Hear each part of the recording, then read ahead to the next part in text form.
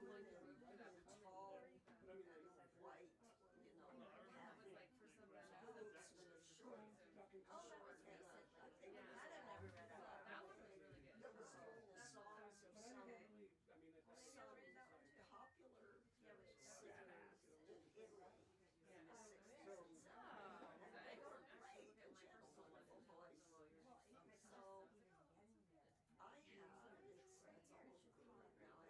it's almost gone now, I had a hemorrhage in my eye. My eye was blood red. Yeah, and that's healing. And I poked the eye and I could see it. I could see it. Yeah, it's not like you got So it was somebody who saw my work I couldn't session, get and then they were having a campaign. Yeah, I got poked. Pandemic was on and light in the eye. Not just that.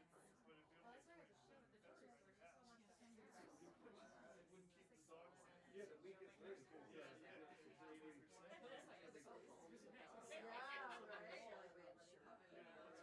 Well, I don't know. I still would have done it if it wasn't. I wouldn't have worked so hard on that. It was fun. You know what? It's cool. No offense, but Why no, it's so fun to read to people you've never seen. Oh, yeah. Or, Oh, that you don't look at. Yeah. Never apologize. There's always another alternative. Right. Yeah, and I saw don't you hear you guys saying what you were saying ever again in any other Well, it's hard to find a place You'll to see. I know. It was a very then you couldn't be outside because it was well, no, it was so cold and wet. And then, dear Jessica said, Let me know if I can help you. okay, you just go sit on the couch. Yeah, right on. Oh, okay, do we have to? Yeah, nice. Thanks for coming out. Oh, thanks for having us.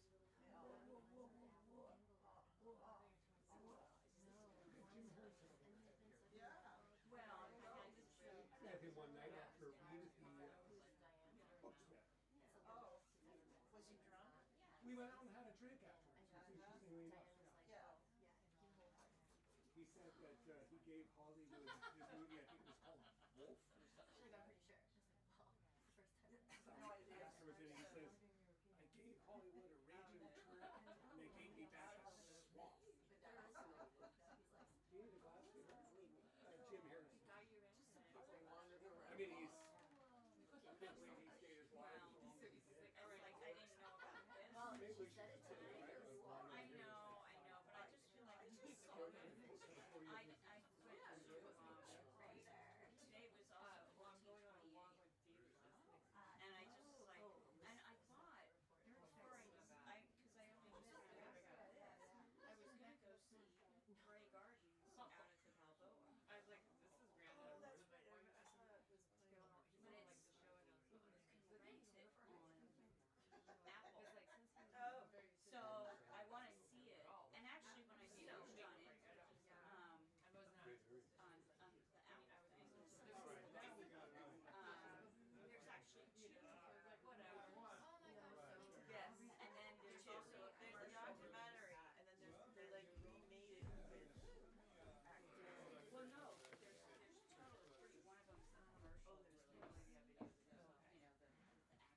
Oh, thank you. Yeah, I've seen the original Oh, documentary. should I just read this one? That was Succession show. Yeah, and I'm trying to remember what the other one was. I don't know the third one. It's actually, I think, Grey Gardens. How you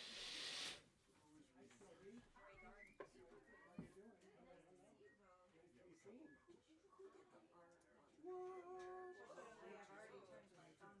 My friend Mary Conrad. Yeah, Yeah, I like I chose it every bit. Yeah. What was your It's inside and Oh, it was everything. Yeah. Yeah, It's it's just, but when you read the book, you think, I want to read this 100 times more. It's so good. I read it more. It's too short. yeah, I like it too. Yeah, you have fun writing Maybe it'll be a it. sequel. Because with the movie, the miniseries. The other day I was going to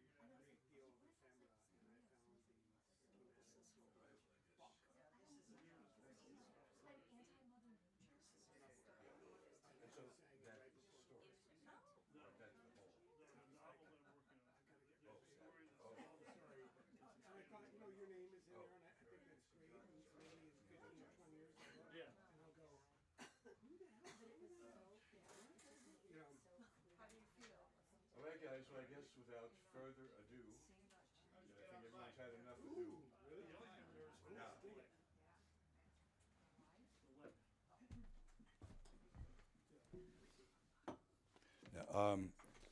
Should I assume that the readers are going to sit down? I guess we can assume that. Okay, very good. I'm very, very happy to welcome everyone this evening. I'm very excited to hear both Byron and Judith read. Everything they've done has been, I've found, quite exciting and worthwhile over the years. Byron is going to read first. And of course, we know and treasure him for, among many things, his 21 years as the head of the Friends of the Library, I guess what the literary executor, I don't know what the precise term, executioner, some might say, who knows. But, in his book, Rounding Up a Bison is a wonderful collection. I trust everyone does already have a copy, and if not, we have some, and you must add that to your collection. I can remember when I first read it, I think I emailed you and I compared you with, I don't know, Celine or, God, I went wild. I was very inspired by some of the best moments, really were quite exceptional, and it's... again, we have so many treasures, artistic treasures in the Bay Area, and we're so fortunate for that. Most of whom, don't get the recognition or recompense, whatever, that they certainly are entitled to. But nonetheless, we're small but mighty. So, as if nothing, Elvis Walks the Earth, as if nothing happened. We'll pretend nothing happened. Tonight, Byron's going to hear, I guess, excerpts, in fact, from, or Chapter 1 from Elvis Walks the Earth. Elvis Walks the Earth. And of course, we all know that Elvis does walk the earth, for better or worse, so we'll see. All right, Byron Spooner.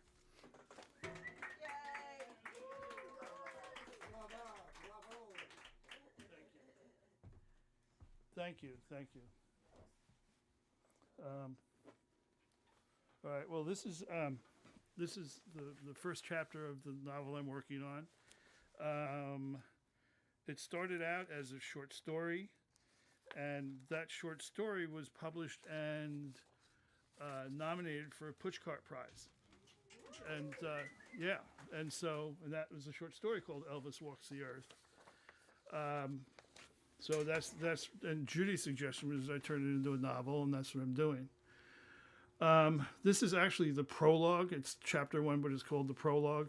It actually takes place in the middle of the book, but what I'm doing here is I'm introducing a lot of characters, a whole lot of characters. So don't try to keep track of them, because in this nothing happens to them except they appear and disappear. I also want to make sure that everybody has been to the bathroom, because this is about almost 20 minutes. Yeah, so I'm not stopping, I'm not stopping until we get there. Yeah, okay. What else do you need to know? Well, I also thought this was appropriate because it takes place in a bookstore. And so I thought everybody would feel comfortable with something that took place in a bookstore. And in fact, since we're reading in a bookstore. Okay. Getting anything done in the world is tough enough, even when what you're trying to do is as simple as nothing. Then, once you factor in the constant interruptions. Lynn kicks the swinging door to the back room, about halfway open, catches and holds it there, her arms spanning the gap. The fluorescent blaze from the sales floor backlights her and throws her shadow across the concrete floor. I always wonder how much of Lynn's drama is conscious and how much of it just accompanies her like a puppy wherever she goes. She's one of my favorites, the smartest one. I'm not supposed to have favorites, technically, but all managers do. Like most of my crew, Lynn was transferred to my department from the Uptown store because she was, quote, difficult, a backtalker, sarcastic. her previous supervisor had written, among other things, in her annual performance evaluation. This made no impression on me. Backtalk and sarcasm, along with profanity, mimicry, and ridicule, are pretty much the currency of the realm, language-wise, among my crew, ranking among the least of our transgressions. When I asked her about it, she said, "The man is a thoroughgoing chowderhead." I agreed with her. If his APE was any indication, he could barely construct a sensible sentence. "You've got to see this," she says from the doorway, laughter and amazement dancing along her voice. "You have to see what Cyprian is up to now."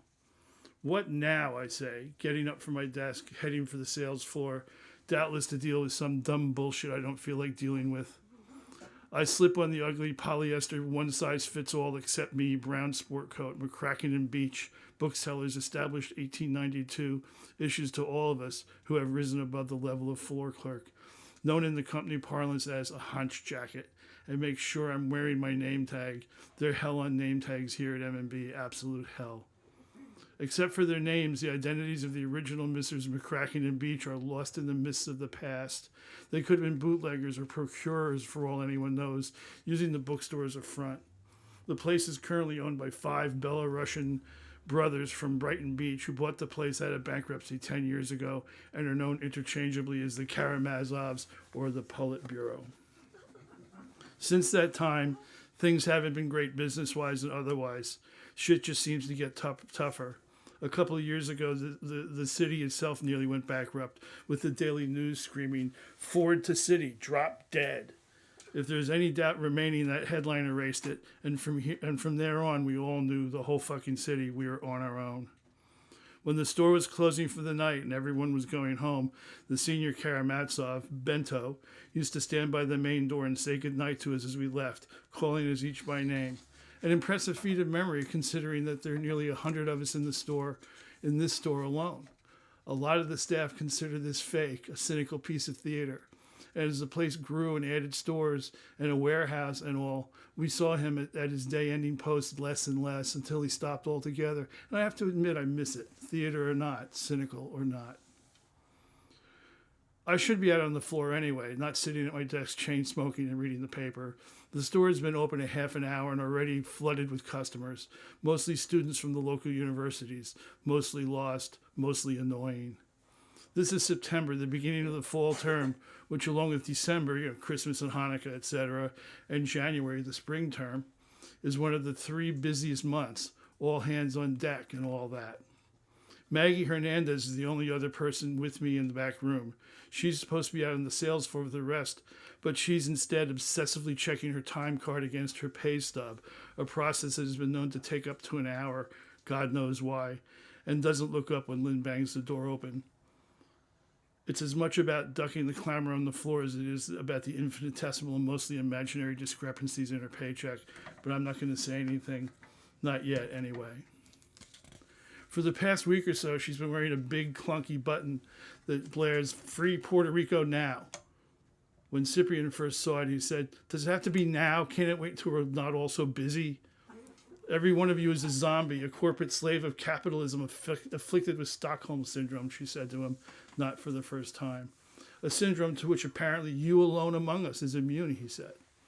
A few years ago, after Watergate, when all the president's miscreants were publishing self-serving mea culpas, someone got hold of a bunch of buttons saying, "Don't buy books from crooks," which of course the staff insisted on wearing on the sales floor, and management saw as a potentially suppressing sales.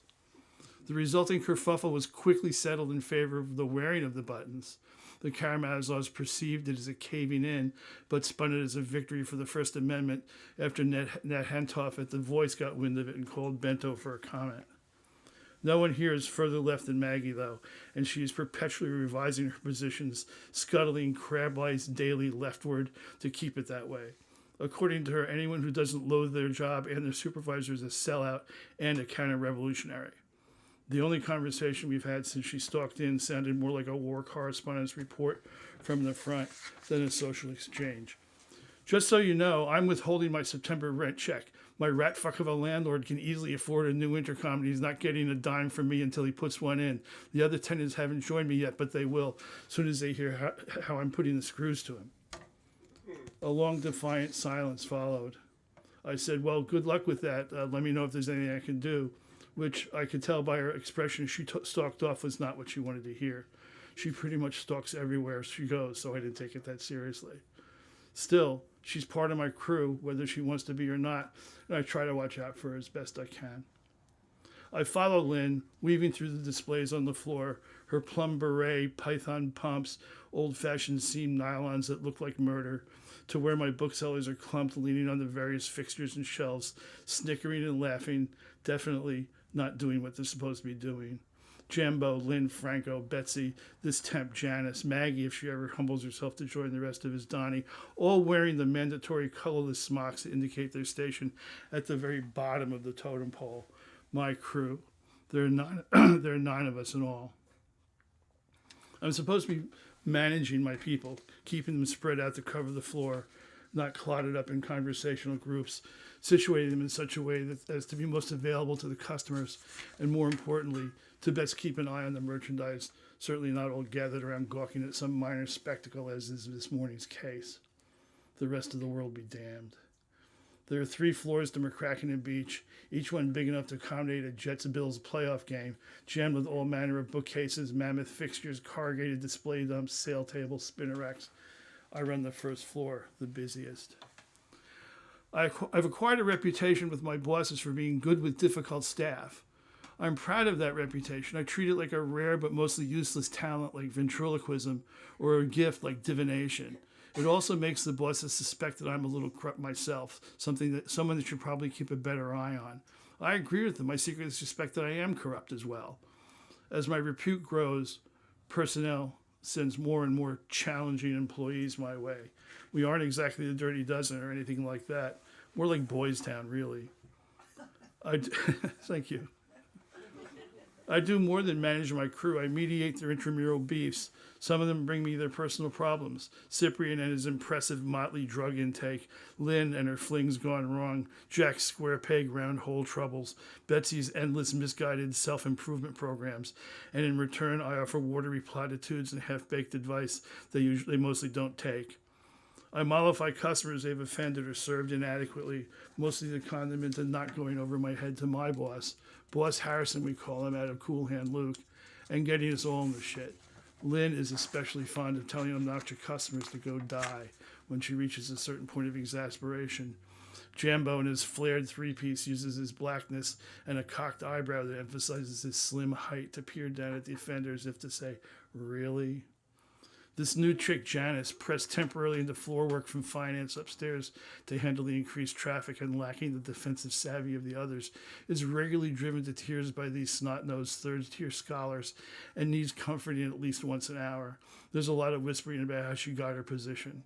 Franco, short, squat, bald, closeted, wrings his hands and begs forgiveness before any offense has been taken. He's perpetually late, never going anywhere in a straight line when there's always a bum or an Airedale or a parking meter to stop and have a chat with along the way. Even Boss Harrison, generally a ramrod upstairs office denizen, on the floor temporarily like Janice, can be pushed into saying, I'm going to find somebody who knows this section better than I do. I'll be right back, and disappearing into his office upstairs, never to be seen again. Managing a small gang of chronic pains in the ass is not what I ever imagined myself being good at, but here I am. Excuse me. Everyone is watching as Cyprian, one of my favorites, buffalo-headed and built along the lines of a refrigerator carton, pulls a paperback off the shelf and holds it up for some preppy-looking late teen in an NYU sweatshirt and says, "Is this it?" The kid squints at it for a second and shakes his head. "No, I don't think so." "This dumbass kid," Lynn says, pointing in the direction of Cyprian's customer, comes in and asks if we have his course assignment. "My teacher said you'd have it," he says. Lynn's a couple inches taller than me and stands behind me and slightly to my right, talking past my ear. Her eyes look off in another direction, away from me and into the middle distance as she does. This is an intimate thing we alone share. I don't see her doing this any of the others. Lynn says, "So he asked this moron what he's looking for and he doesn't know." Cyprian pulls the next book, the one exactly next to the previous offering, off the shelf, and holds it up like a game show host exhibiting a box of detergent for all of you out there in TV land to see. He's grinning like a madman, digging being the center of attention. Is this it? Cyprian has a close to photographic memory as any of us has ever encountered, which makes bookstore work come easy for him.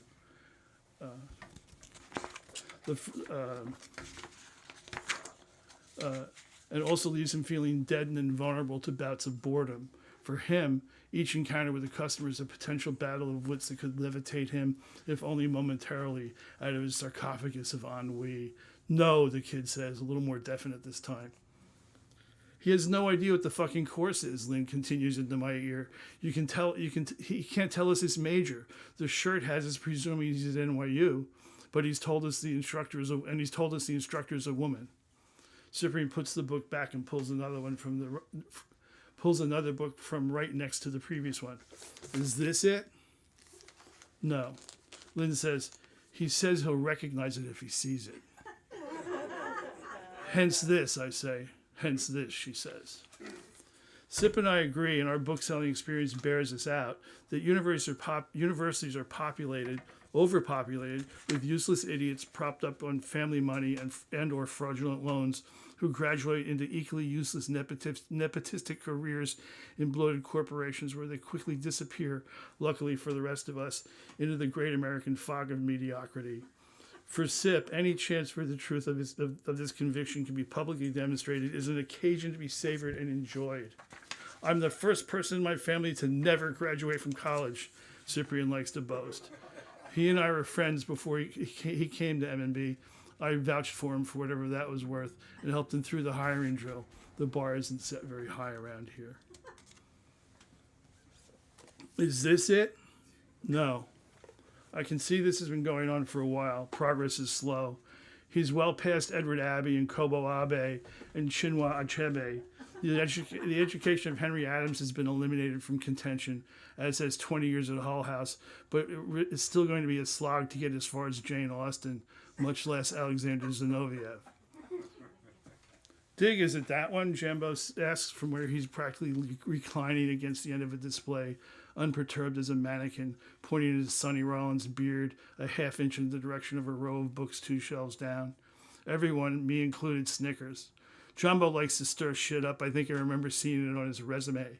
He hustles chess at the bolted-down tables in Washington Square Park when the weather is good. He's friends with Anthony Braxton, a semi-well-known avant-garde alto man who hustles the same tables and is reportedly developing a radical new system of musical notation.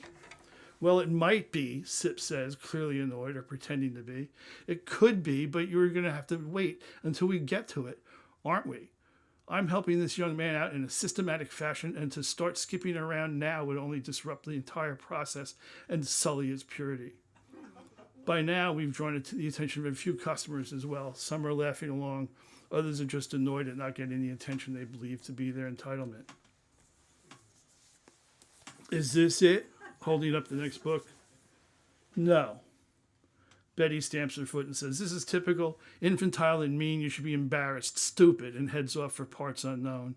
She still wears the knock-kneed black tights, tartan skirt, and green sweater of her parochial school years. She claims to be madly in love with unrequited love with another McCracken employee she will not name. Her black hair is wild like a hangover, like she sticks her finger in a light socket every morning, and those among us who believe that she never eats.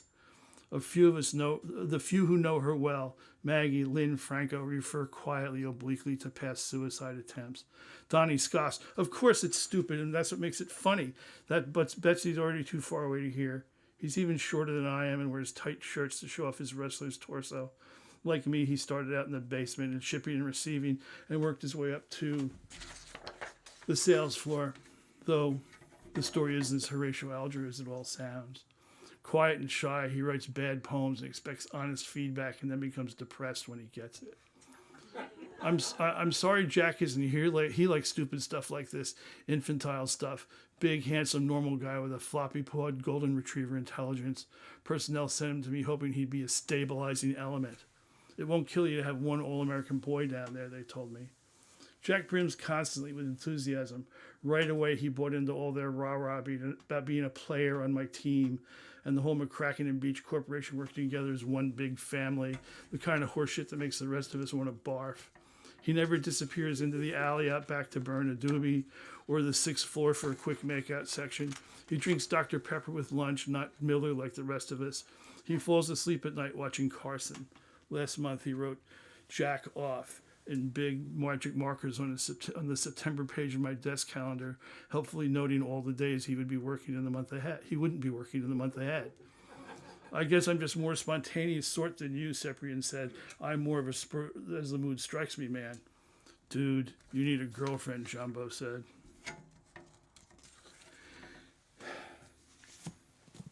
How about this? I let the entertainment continue for a minute or two before I go up to Cyprian and I put my arm around his shoulders, turning him away from the kid. I give the kid the high sign that says, just a minute. Look, brilliant as this is, it's got to stop. Oh, really? Sip says, this is historic. This is fucking once in a lifetime. Come on with this. I've let this go on this long. Can I just have 5 more minutes? Just let me get through the A's. Like a 6-year-old who doesn't like his bedtime.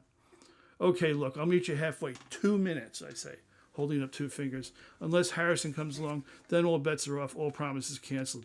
You know Harrison will be around checking up, and he won't be happy to see this. No reason to get us all jammed up.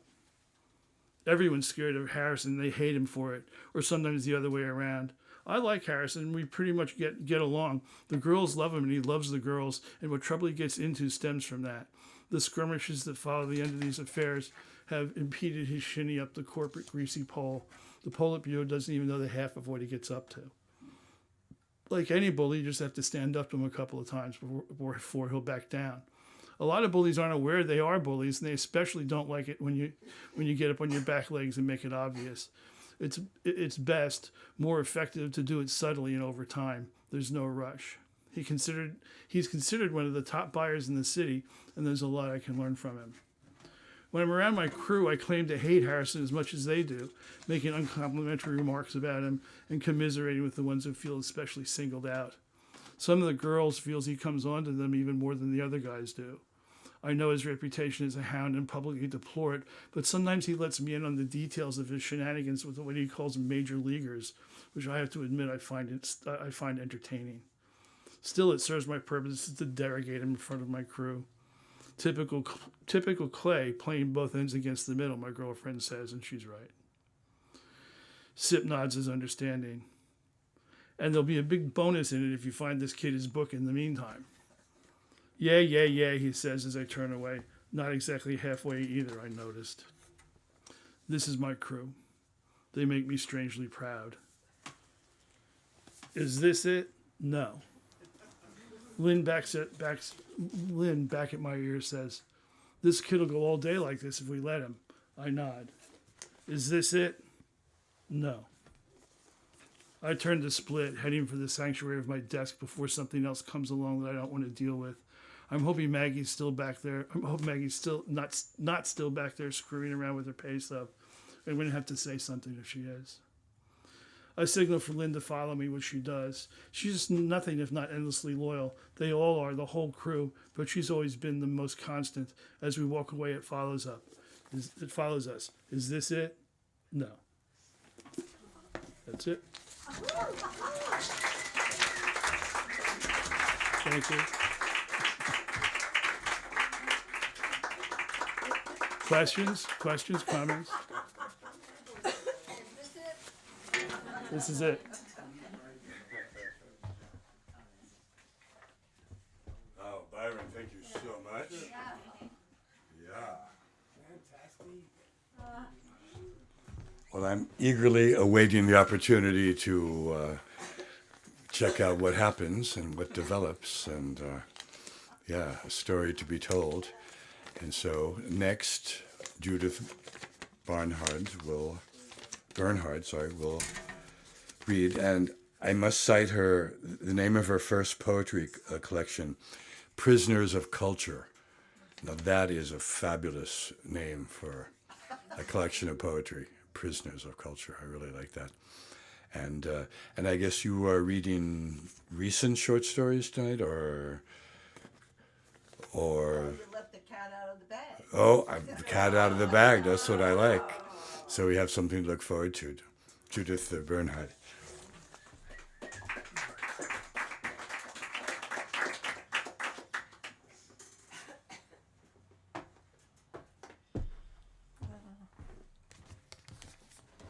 Well, yes. What I think is that you have all heard all of my poems. The good ones, anyway.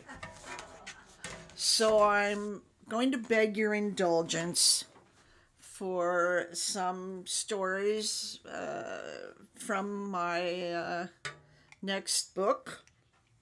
I'm anxious to see how you like them. I'm looking for a title, if anybody has a good idea. And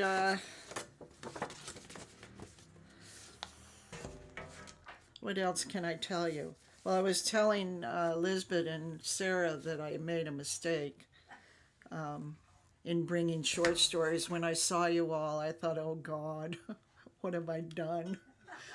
But my second mistake was following Byron. Wasn't he great? Yeah. In any event, I'm going to give you 4 stories.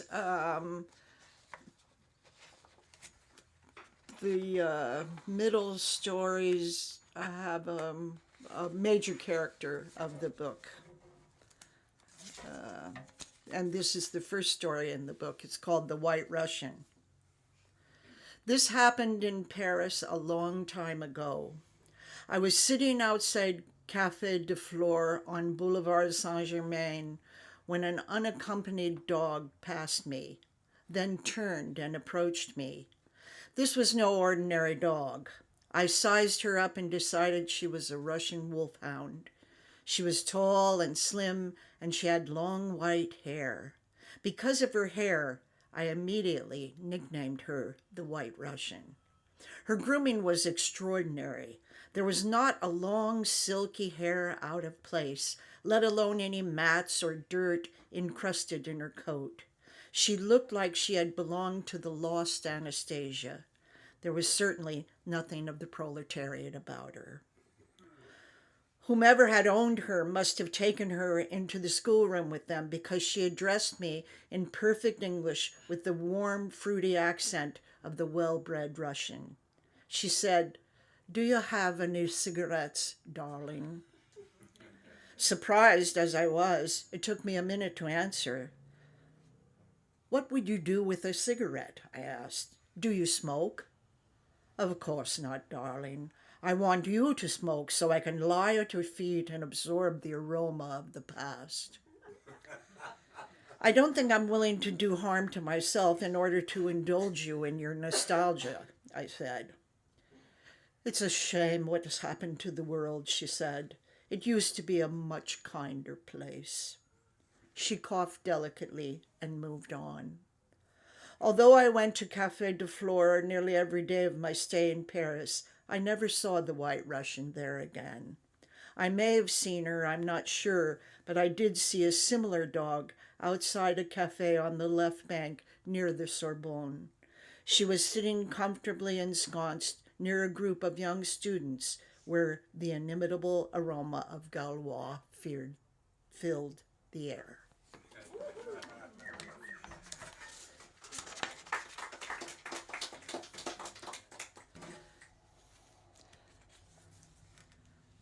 My new neighbors down the street had a medium-sized dog named Nacho.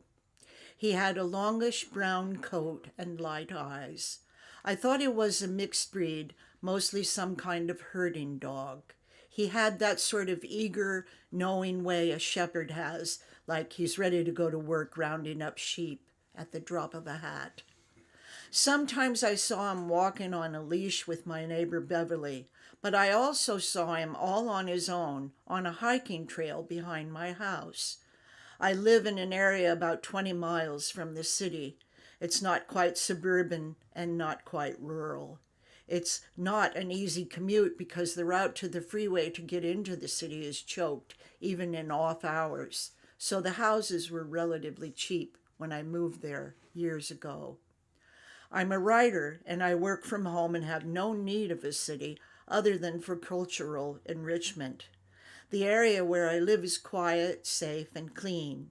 The air is fresh and sweet. There are plenty of places to bike or hike or ride a horse, and the people here are friendly without being obtrusive. It suits me fine. When I saw Nacho by himself on the trail, I usually said hello to him. He would give me a nod that acknowledged my greeting and keep moving. He always appeared as though he were busy, like he had someplace to be.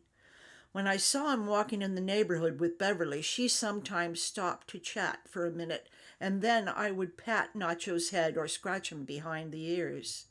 Unlike other dogs, he didn't seem to enjoy this contact. It was odd. I sensed he felt he was being patronized, and he didn't like it. Since I'd never met a dog that didn't like to be scratched behind the ears, I thought I must be misreading him. One day I was hiking slowly uphill when Nacho fell in with me. I was panting, and so was he.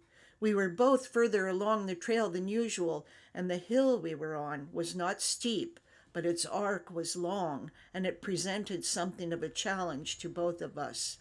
I had to stop and rest for a while. I sat on a boulder by the side of the path, and to my surprise, Nacho sat down on the ground next to me. When I reached out to pat his head, he said, "If we're going to be friends, you're going to have to stop doing that." I still hate to admit what I said, which was, "I beg your pardon?" He said, "You heard me. I said cut it out.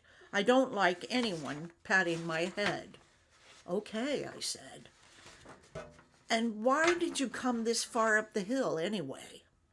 I told him I was in training for my brother's wedding. I was making the extra effort because when the day came, I wanted to appear slimmer than my sisters. "Well, we'd better keep going then," he said.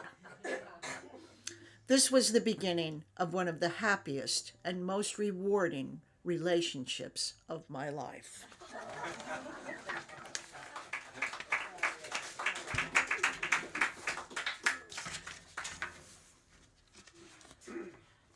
"I need to get away from here for a while," Nacho said. "I guess our walks in the woods are not quite doing it for you, huh? What do you suggest we do?" "Can't you take me on a little trip?" "Let me think about it."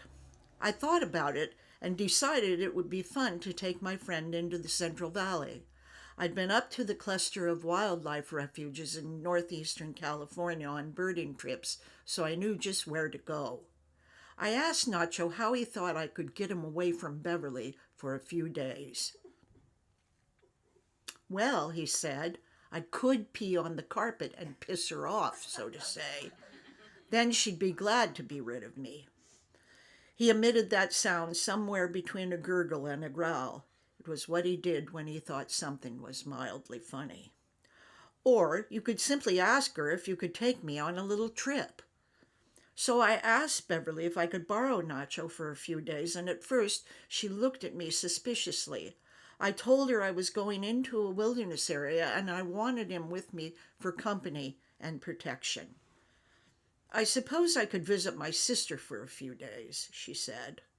It was typical of her to find the advantage in every transaction. Anyway, she agreed to let me have her pet for a few days, so that was that. I described the wetlands surrounding the Sacramento River to Nacho, and he said it sounded like an ideal destination. "One thing," I said, "how do you feel about gunshots?" He said, "Huh?" His ears went up. "Gunshots?" There are duck hunters there this time of year. They go there for the birds, of course, just like I do. But don't worry, Nacho. I won't put you in any danger of being shot. That seemed to satisfy him. We took off on a Wednesday afternoon after lunch, but before the commute traffic. We stayed in one of those horrible little towns that consist of an empty main street, a Walmart, and a couple of worn-out motels. I didn't have any trouble finding a place to stay with a dog. After all, it was duck hunting season. The first morning, we got up before dawn and headed out to a place I knew where the birds are plentiful, but you had to stay in the car to look at them. I thought that would give Nacho a taste of what he was seeking without putting too much pressure on him to behave. When we left the motel, it was cold and pitch black out. There was no horizon, no distinction between earth and sky. As we approached the entrance to the refuge, a thin strip of orange light appeared far away in the east. As that light turned red and grew larger, the world began to reveal itself. The air was clear and the terrain was flat. I felt like I could see forever. I didn't say anything, and neither did my companion. I'd been on this auto route through the park many times, so I knew what to expect. That's why I was a little startled, but not surprised, when a rabbit hopped in front of our car and stood motionless in the headlights. It was about 2 yards away. Nacho did twitch, but he didn't make a sound. I was pleased by this. It was his first response to wildlife, and without thinking, I congratulated him. "Good dog," I said. "Don't patronize me," he said. But then he laughed, so I knew things were okay between us. We were mostly silent as we moved along. A couple of times he pointed birds out to me. My eyesight wasn't as good as his, so he was noticing things I couldn't see. But when I used my binoculars, we were a pretty good match. His hearing was also superior to mine. Once he said, "What is that sound?" "I don't hear anything," I said. "The geese are waking up," he said. "They're talking among themselves." Soon we came upon a wide expanse of water where thousands of greater white-fronted geese and snow geese had apparently spent the night. They became V-shaped black dots as they traveled away from us. I whispered, "Isn't that something, Nacho?" He said. We visited different spots as the day went on. We saw a lot of birds, various kinds of ducks, birds of prey, different little sparrows and finches. Once, when driving from one place to another, we came upon a large watery encampment of white-faced ibis. "They look so old," Nacho said. "What do you mean?" "They look like ancient Egypt," he said. I didn't say anything, but I marveled at the breadth of his knowledge. He certainly brought a lot to the table. He was, in fact, the ideal companion for this kind of endeavor. No wonder men had been taken to the wilds with dogs from time immemorial. When we got home, he thanked me for taking him on our little vacation. It was a great favor, he said. That was about as effusive as he was liable to get. "I'm not sure who was doing whom the favor," I said, as he walked away.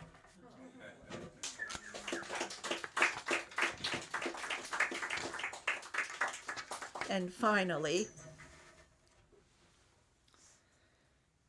I was sitting on a park bench, watching a man on a bench opposite me feed pigeons, when a big golden retriever approached me. He had sad eyes and a large head. He sort of sniffed the air around me. There was something doleful about him. He seemed insufficiently cheerful for his breed. He leaned into me, so I hugged his neck. I asked him what he was doing, wandering around on his own. "I'm comforting the bereaved," he said. I was taken aback. I said, "Wherever did you get that idea?" "It's my calling." The enormity of the concept took me by surprise. I said, "Calling?" "You know, calling, like a priest has a calling." I asked him how he knew whom to approach and why he had approached me. He said, as it was a weekday and there weren't many people in the park, he was checking out everybody there. He told me, though it was true, I didn't seem to be in the grip of overwhelming sadness, There was something melancholy about me. He asked me what I did for a living. I'm a writer, I said. That explains it, he said. You spend too much time thinking about the human condition. I suppose so. We sat together in silence for a while. He may not have been comforting me, but I felt he was making himself companionable. There was indeed something reassuring about his size, his bulk. I asked him his name. Fred. Unusual name for a dog. Breeder's joke. Humphrey Bogart in The Treasure of the Sierra Madre. Fred C. Dobbs. Yeah. He looked like he was about to leave. I didn't want to let him go before asking him a few questions. I said, okay, if we agree you have the ability to sense when someone needs your services, how exactly do you do that? It's not easy to explain in human terms, he said. It's a combination of things. Everyone knows, everyone accepts the fact that we can smell things you can't.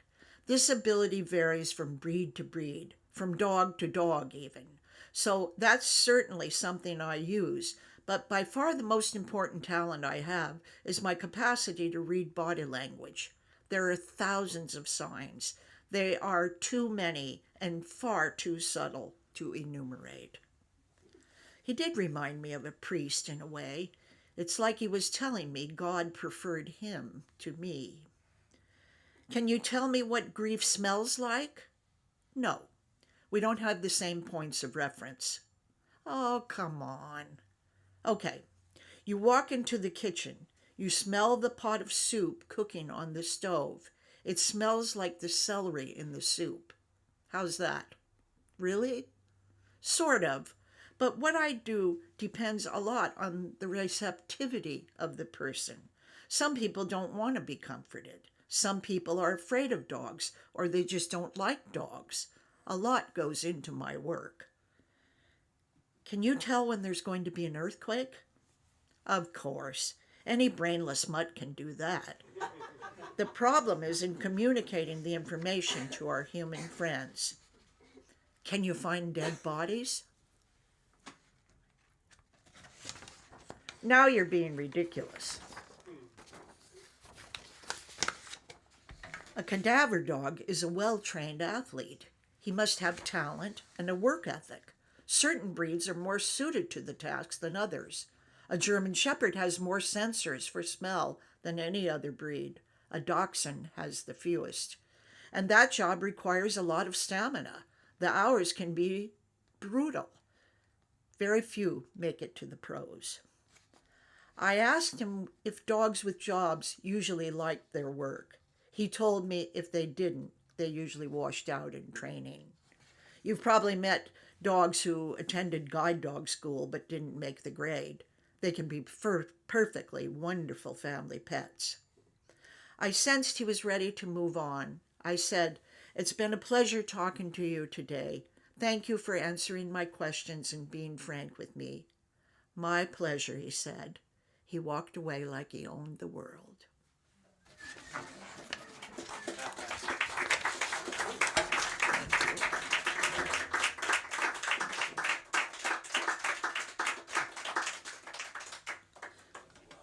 Question and answers, Judy. Yeah, thank you. Questions? Yeah, they were Questions? Your audience is curious. Dogs with jobs, Judy. Yeah, That sounds like a good title. dogs with jobs. Oh, Yeah. Nice of it. That's interesting. That's Yeah. the same. Hand down, hand up, hand Yeah. over, hand. Dogs with jobs. Dogs with jobs. Wow. Wow, thank you so much. Quite awesome. I love the way, like in the collection Marriage, like reiterating aspects of a theme and little amplifications and stuff. Really very effective, Thank very you, Michael. moving. Unlike Marriage, this one does have continuing characters, especially Rachel, who is popular. Yeah, there you go. There you go. Character. Yeah. All right. Well, we're going to take like a 5-minute break, and then we'll have the open session. And look, Jerry Faraz dropped from the heavens to. I fell asleep. Yeah. Speaking of. I'm here listening. Yeah. Very nice. And you don't want to sleeping dogs. Let them lie. You know that. So. All right. 5 or 10 minutes.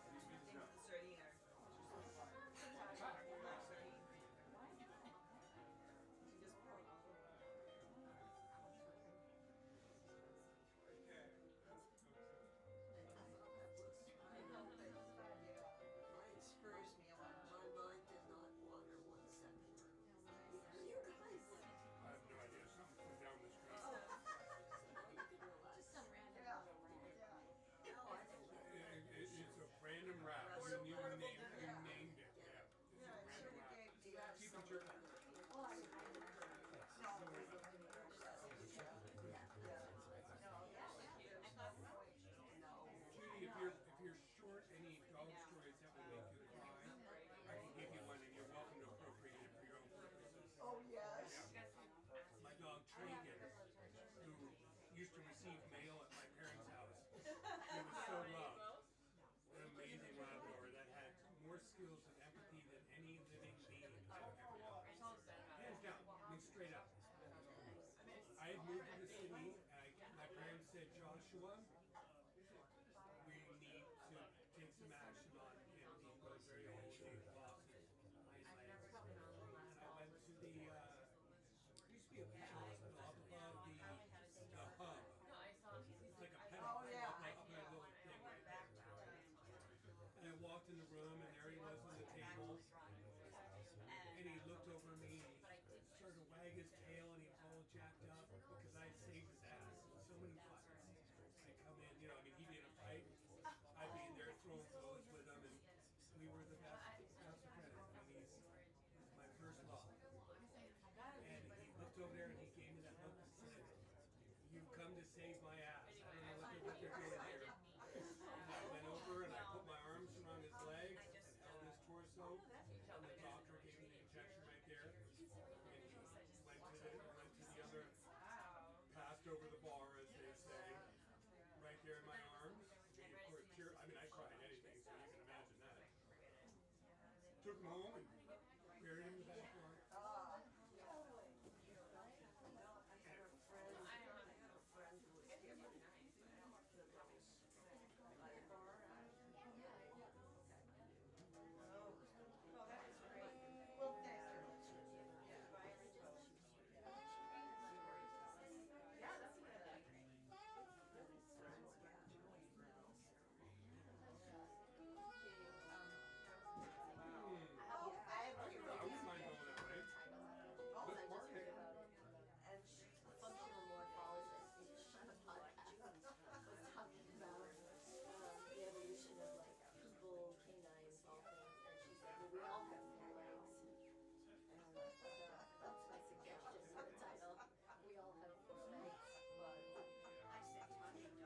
Not now, no, not now, no. Yes. Very, you know, Byron had a dog when we got together, we were both crazy about that dog. And then when he died, we got a couple other dogs. And then when they died, it's Jack, Jack was friend.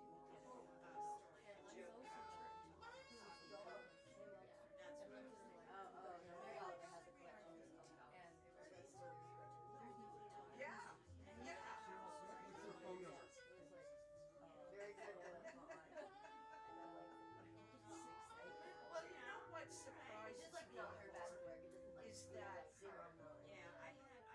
Michael doesn't seem to have a lot of You reading? interest I in took about the 4 editing videos of you reading. process. You can go home and spend some quality time with yourself. Maybe he loves all of Well, these it's coming your way. It's coming your way. which I don't put there. They're all good. 415-684. So I don't know. You mentioned a third person. Is that third person you to help with the editing of the book? No, I'm talking about the content. I don't like I think that, especially if there's authors that like probably would be inspired, like, Yeah, you said, you know, maybe a third person you know. That's all I have to say. he used to teach at Berkeley. I don't know, yeah, I know. Yeah. Thank you. He's It's coming your way now, though. Is this video too long? Well, Yeah. I'm going to send her a spot. anyway, he's kind of an absurd. You know, I was there. I like them. I think they're the smartest. That's, Guys you know, to like, they really are. the best of them. The cream of the crop, not like yeah. 415. Like all these lines, all just like, if you're, Try it out. I need to get. I want to clean. Yeah, they really are smart. I mean, they really my can. phone is telling me I don't have enough room. Really? she could say like, Yeah. It's your reading. Another one. All right. What about you? I read each bunch of titles and with market of it. You know, every time I look at it, it's and you know, there's just some things 684-4409. that get Try it out. you know.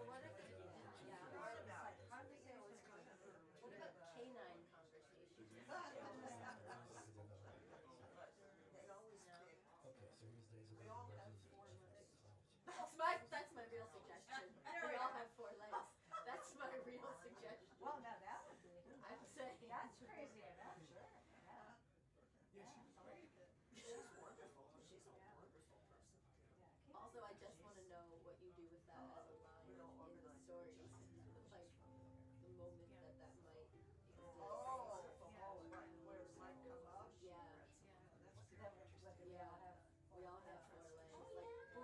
Like, what dog says that to Yeah. who? Or what person says that to what dog? It's not me, it's the functional morphologist. And also, I like to capture back when you were so It's really a woman that dissects a lot of worlds. carefree. No. It's just kind of like. Yeah, you see. Look at the remnants of the femur. Well, I know. Yeah, good. Yeah, and he's She probably. Oh, that might be. She's very published. Every once in a while, I'll go to school and I'll get a batch full in front of me. She seems real happy.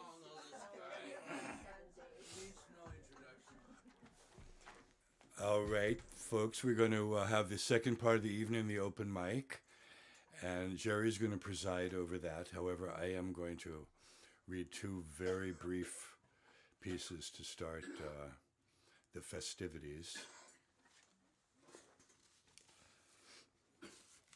So one from yesteryear and one very recent. This is entitled Blueprints of Small Scars.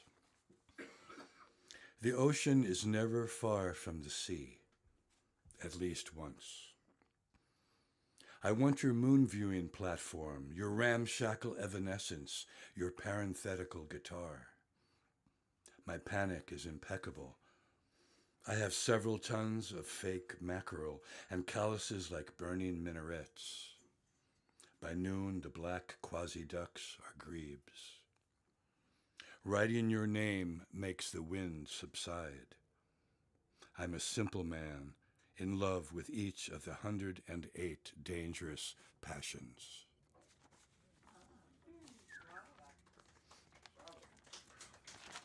And this is called Stitching Time, and I don't know if it was inspired. I was reading the Palestinian poet Abu Doha. Was it Doha? Yeah, Abu Doha.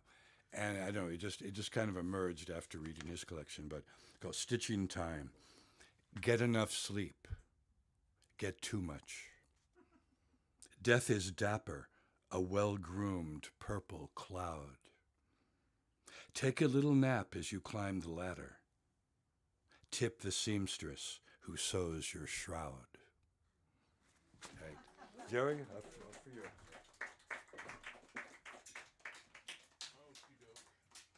I'm going to read a couple and then we'll do the open up.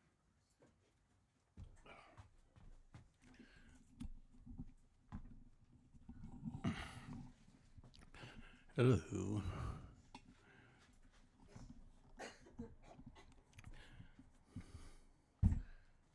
Hello. Okay, I've got two poems. First one's called The Grocery Lady. So the lady at the up the street from me on the corner store, the grocery store. In her shining t-shirt, different every day, to provide a little entertainment or food for thought, governing the day. Whatever you think you might need, she's got it in stock already, knowing the habits and taste of the neighborhood. Like in the old San Francisco, which was all about its different neighborhoods, where everyone knew everyone and didn't lock their doors. The corner store was the mainstay and a social center where all the locals could gather to exchange news, gossip, and chit-chat. There was even a guy who sent his dog to the store with a bag in its mouth with a shopping list and money, and the dog would come back with the groceries, receipt, and change. So whatever brand or product you're looking for, or maybe just some wise advice for living right, your secrets are safe with her. And who knows, maybe she'll even fix the protection for you. But rain or shine, though the weather in our fair city may turn on a dime, she's always open for business. And this is the Hotai, the Jolly Buddha. This is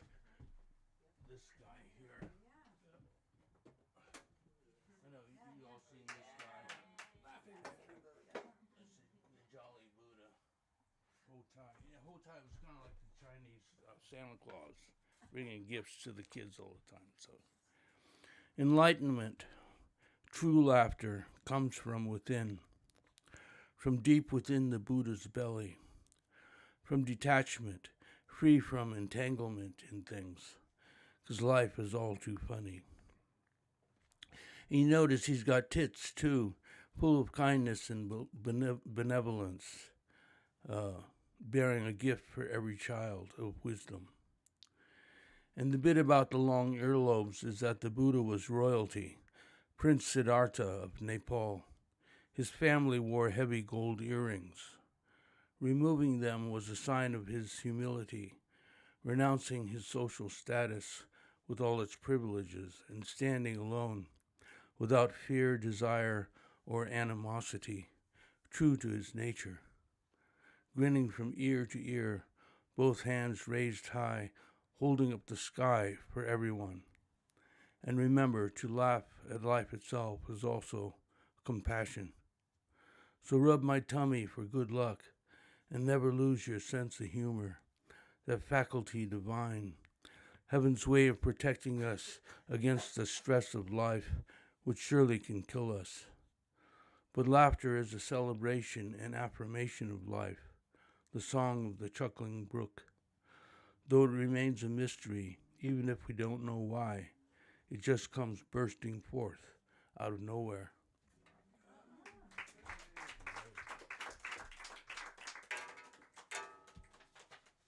Okay, we've got 9 people on the list so far. Probably Walker will show up later. Okay, the first off is Bob Fitch.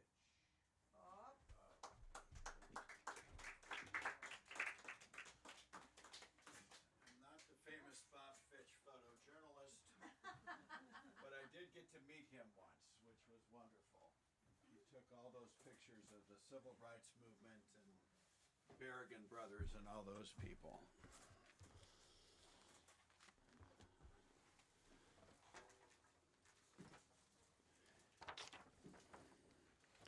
Book. Glasses. Something about finishing a good novel, needing to let it sink in, be with it, like it would be a little unfaithful to just pick up the next book in the queue, but the just finished feeling, almost like missing a friend, is strangely joyful and sad. What next?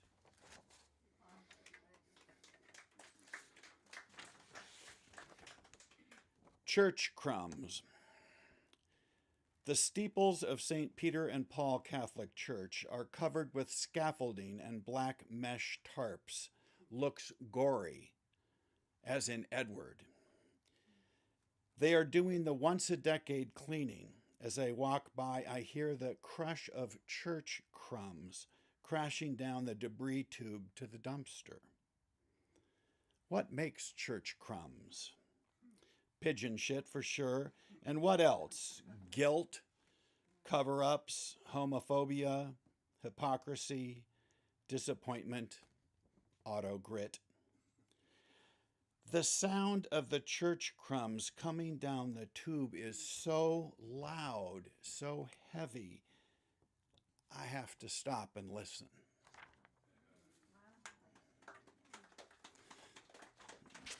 Okay. I am starting my 67th trip around the sun, and I have more questions than answers. Some search for the meaning of life. I am struggling to figure out what to do with my arms when I'm trying to sleep. They get in the way. Sometimes there's no good place to put them. Do I make a fist under my chin? Do I let one arm hang out over the covers? Do I put one under the pillow and risk that arm going numb? I wonder, after 66 years of trial and error, if I will ever get it right.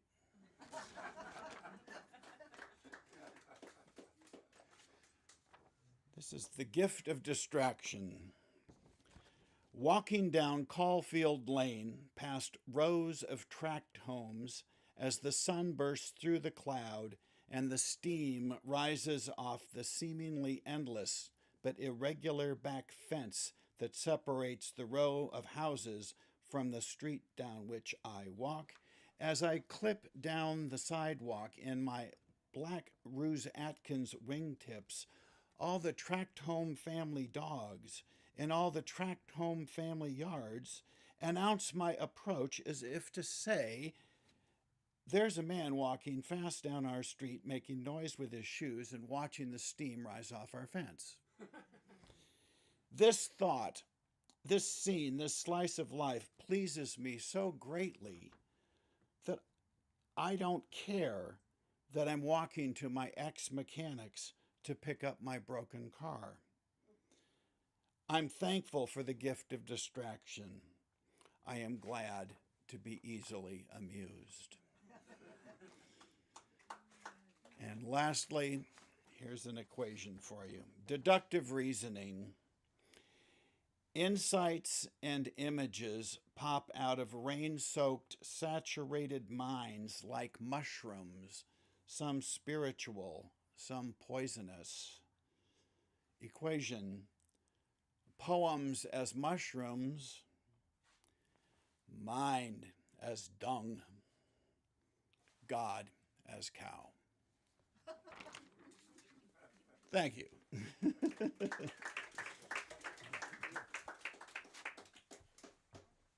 you, Bob. And Sarah Menifee.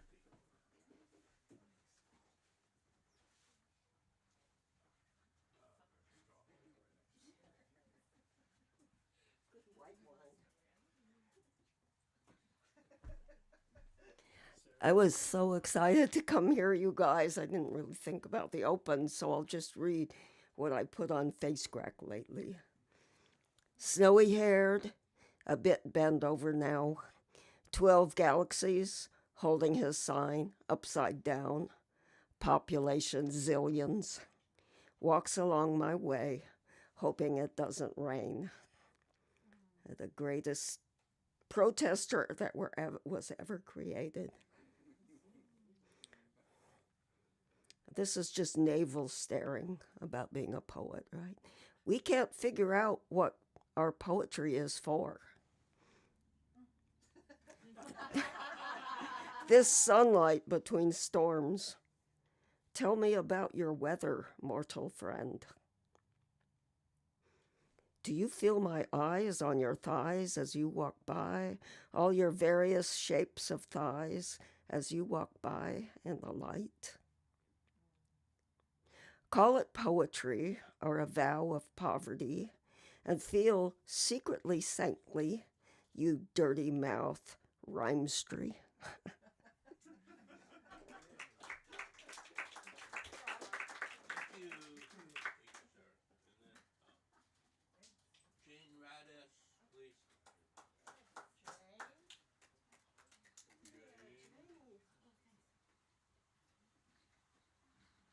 Could I stand down here or something? Yeah, of course. Can people hear me if I?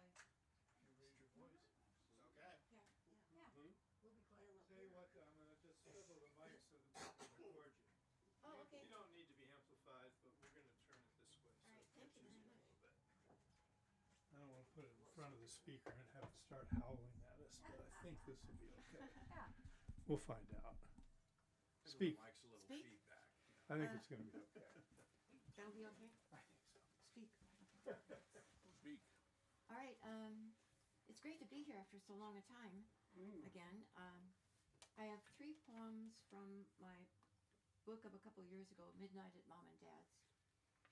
And the first one is called The Study.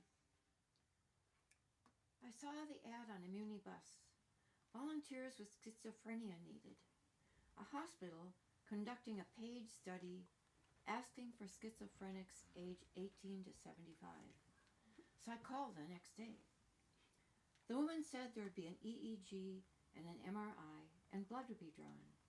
She asked questions about my family history and when I'd been diagnosed. When I hung up, I thought, gee, this might be $140, $160. But she left a voicemail the next day. They didn't have a study for me. I was disappointed. It would have been the first time schizophrenia paid off. And let's see.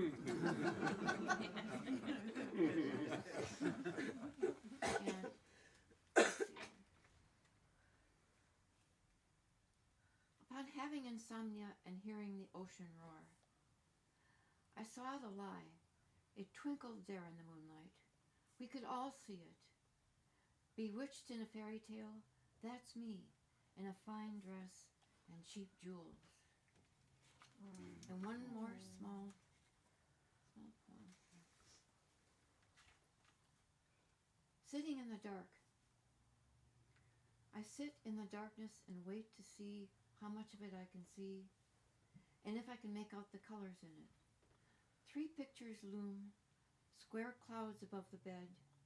The lamp sparkles in the darkness, and darkness can just barely see the light. Thank you very much.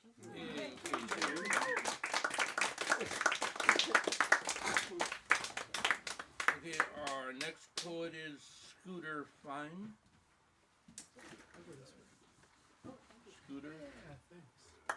I'm gonna turn that thing again.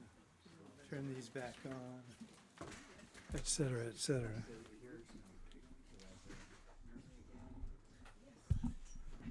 Why don't you wait just a second till I get to the other end of the room? Okay. Turn the speaker back up.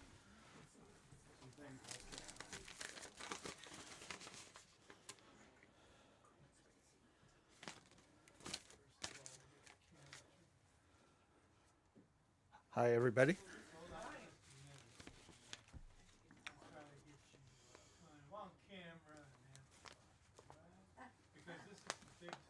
It's the big time. This is your chance. This is it right here. Big time. All right. Time is intention. We are more than our wounds. Intention as attention. Time as possibility. The possibility of change as time. Time as silence. As faith. As imagination. The night is memory of the moon. A name carved in bone. Silences, intention, imagination, faith, the possibility of time, of intention, of change. The moon is a memory of the night. Memory, a bridge, a reminder of intention, of faith, of time. So I've been writing a series of poems about drums. So here's a drum poem. The drum can also whisper. With stories of spaces between, turn the sound to a different angle and you will hear another voice, joy, defiance, and almost blossom flower. The trick is to hold the poetry of the drum at an angle where you hear all at once. Okay, here's 2 more poems. With Betsy. Standing at the edge of time, surrounded by ghost forests, the sound of frogs fill the air with liquid earth music, the sky dense with stars. Faith is always within reach. The fire warms us as the distance between mountains, between stars, between people momentarily recedes as we hold each other's hand. And one more. AI meets Bob Kaufman.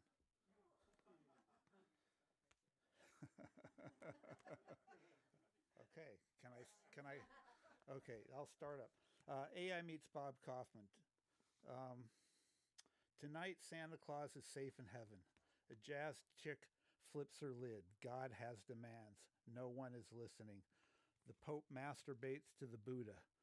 Distorted trombones leave my soul empty while my heart dances a cowboy ballet. An unpainted picture is waiting for a paintbrush, although I'm standing at a bus stop.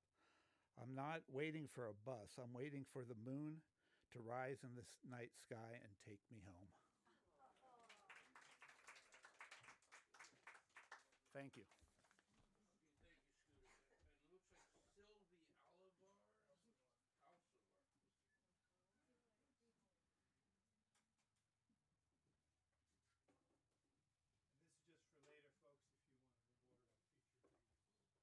And I have a group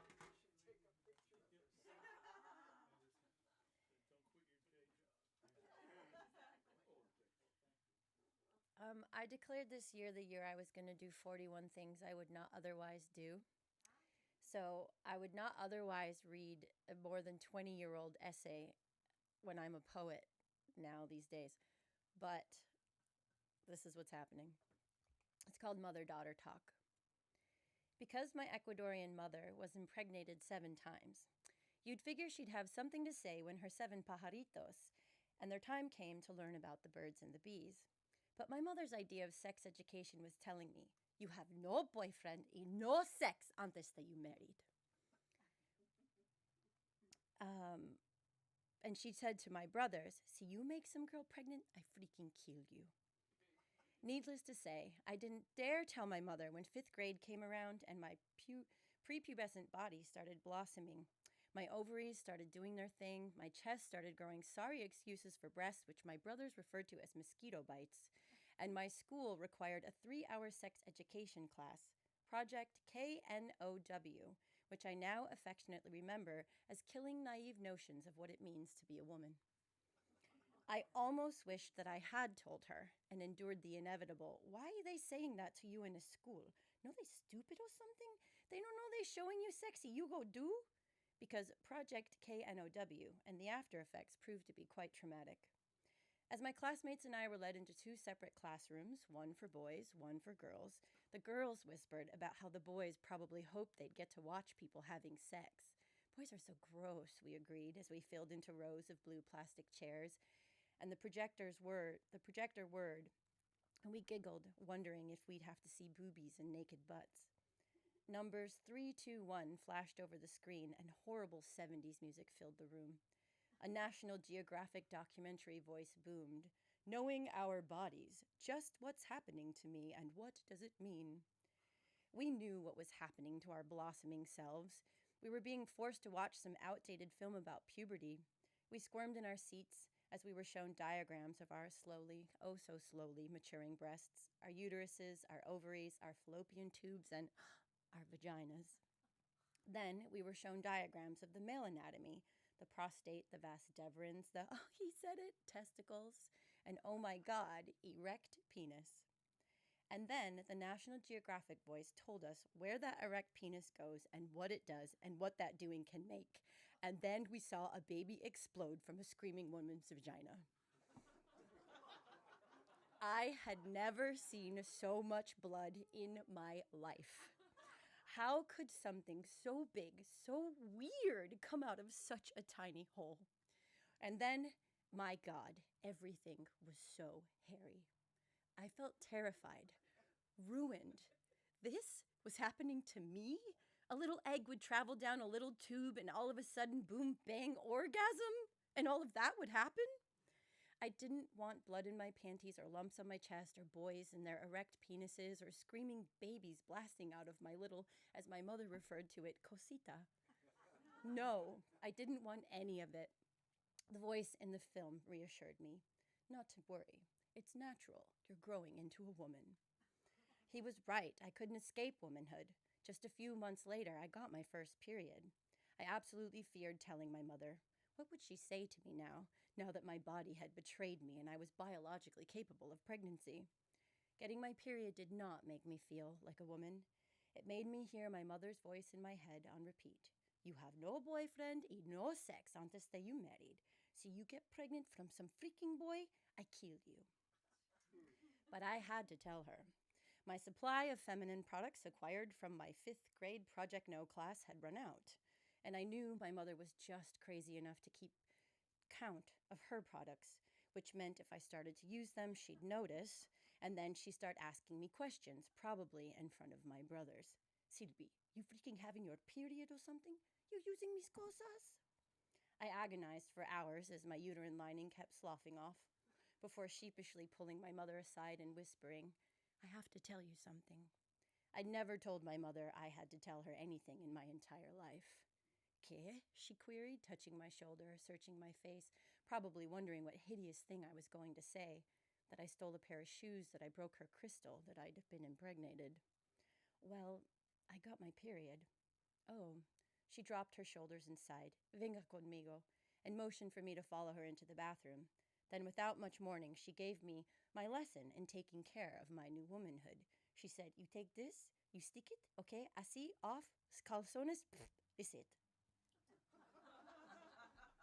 I couldn't believe that was it. I was relieved. I was horrified. That was all I was going to get about becoming a woman? Okay, sounds good. I rushed, wanting to end the awkwardness and avoid any talk about sex and babies. Thanks, Mom. Thank you,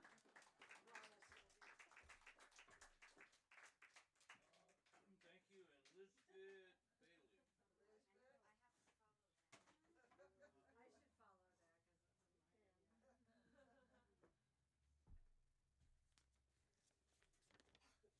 Okay. I wrote this for International Women's Day. There's actually going to be a reading at the North Beach Library starting at 11 a.m., strangely enough. Saturday. Anyway, I figure this is a completely different audience, so here we go. It's called She Had Heart. Corazon Aquino, 1933 to 2009. Corazon was born in the Philippines to parents from political families. Educated in the United States, she returned home to attend law school.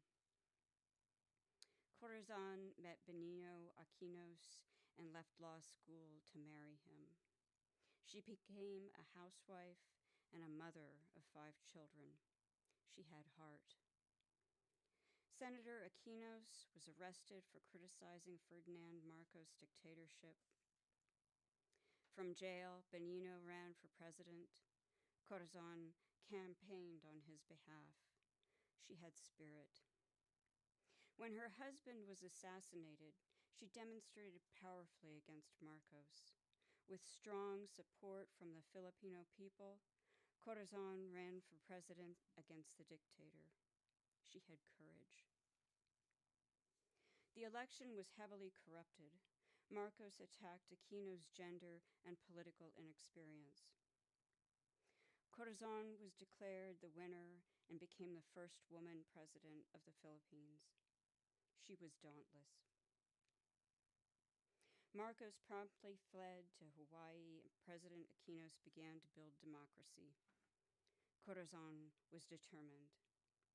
She decreed a new constitution and a Bill of Rights that stands today. She released hundreds of Marcos' political prisoners and repaid his debts. Established a 3-branch government and 2 houses of Congress, ended crony capitalism and restored independence of the courts. Her policies brought fiscal growth and lowered inflation. Her reforms redistributed land from owners to tenant farmers. Corazon was democracy's guardian. Her administration had detractors and made mistakes. The Aquino government beat multiple coup attempts. The nation was hit by natural disasters. She left the presidency after only 1 term, but she remained politically active. Corazon spoke out for a government by and for the people. When Aquino died, she was mourned and lauded in the Philippines and around the world. She ended a decades-long dictatorship and restored democracy to the Philippines. Corazon Aquino is remembered.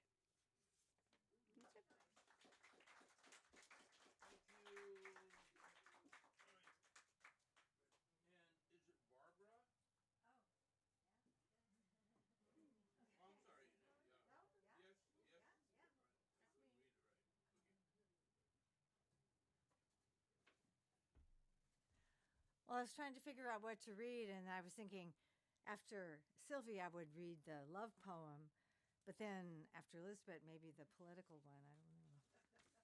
Any thoughts? Sex. Okay. Okay. Yeah, this one won't get much. This is. I have to see if I can read it without my glasses. I think so. No, I have them. It's just that I just had all this surgery on my eyes and I sort of don't need glasses anymore. So just trying to figure out. Okay. So this is this is the love poem then. We'll do that. This is by Francis Combe, my translation, and I will read it. La vie à deux.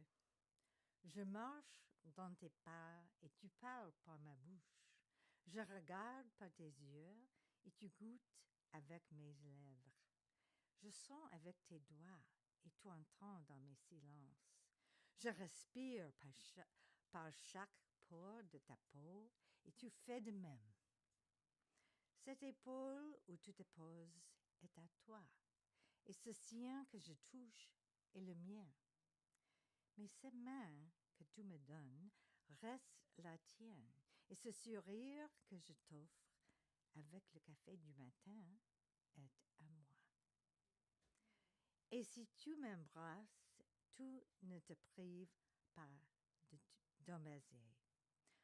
De cet amour que nous nous donnons l'un à l'autre.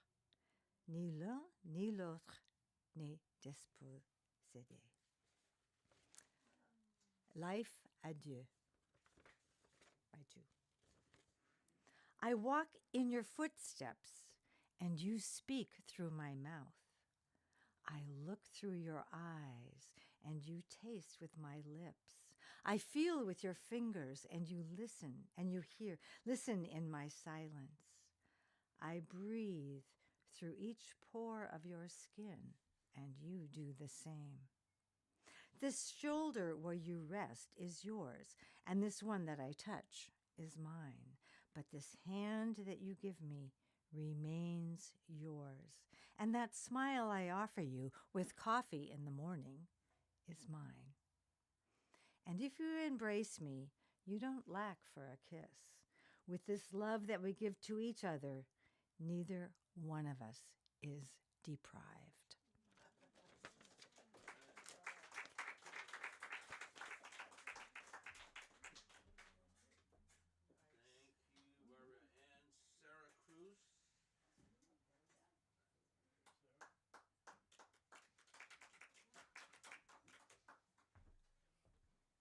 Hello, can you all hear me? Okay. So this poem was actually part of an exhibition over at CCA for Disability is Diversity Week. And it's from my brother.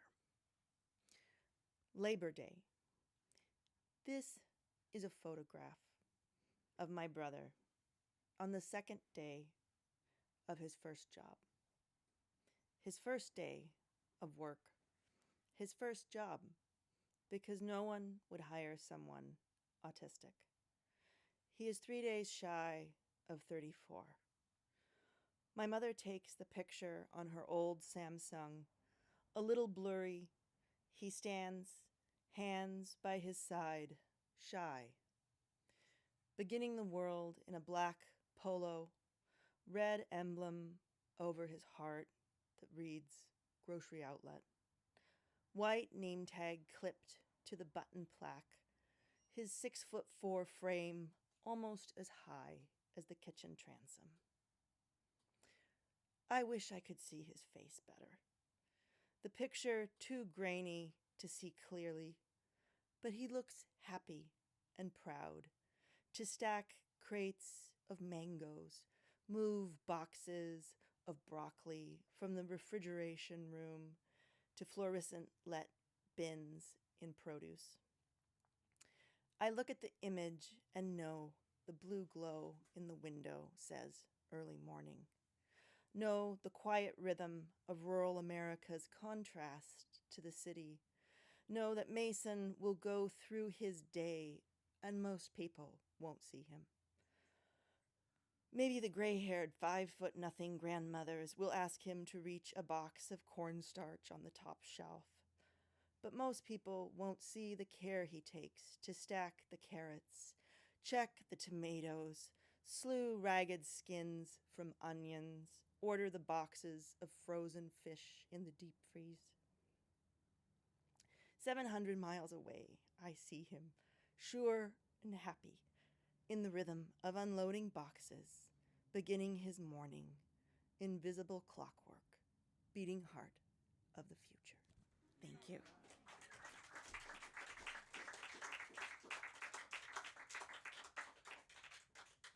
Okay, and August.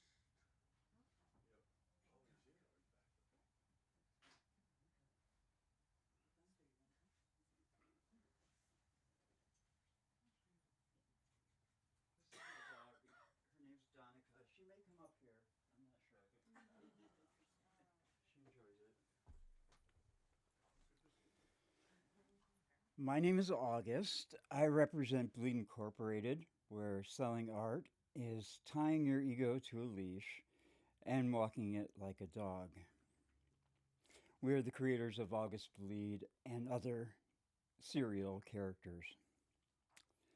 So I'll begin tonight with, I just have one poem.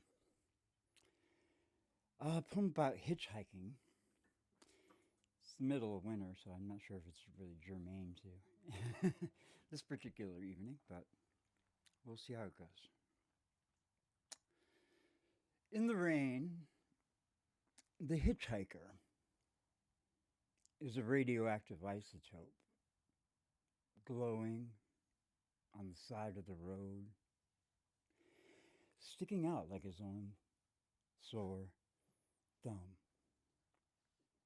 My last chance to make it to Nebraska was ahead, being devoured by the hood of a 1974 Nova,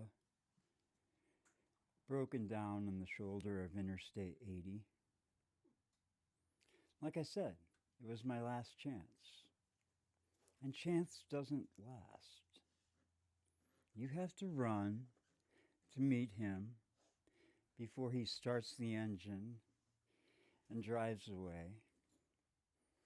But for once, it seems like the whole world is on your side. And he says, "Get in, son. Only going so far as Omaha." At the 7-Eleven, Chance gave me $2 for Cokes, and I got to keep the change. Chance kept trying to play with my leg when he had nothing left to say.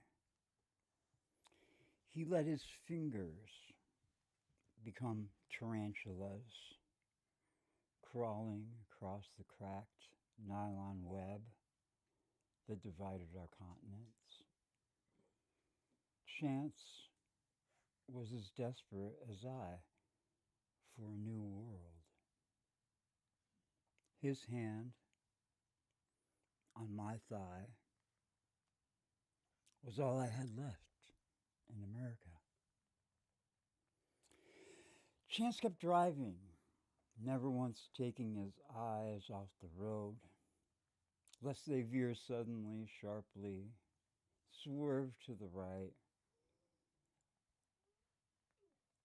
or swerve into the end of the world.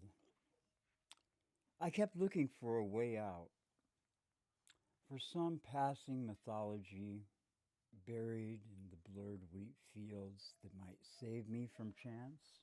It's okay, darling. Might save me from the end of the world, or might save me from Iowa. Ain't got enough gas to take you no farther, was the voice of an old religion. I closed the car door, and I walked down the side of the highway. You see, chance left me, but I never stopped looking for his face in the windshields of possibilities.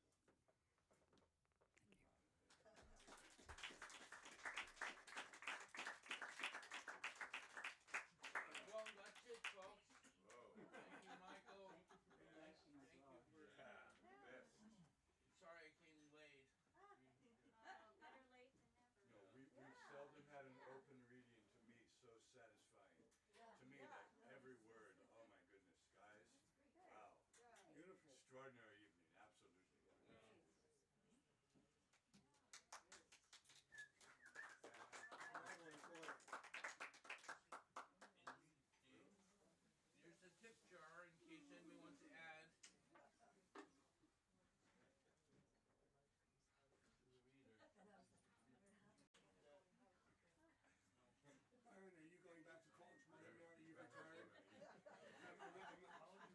thinking you and I could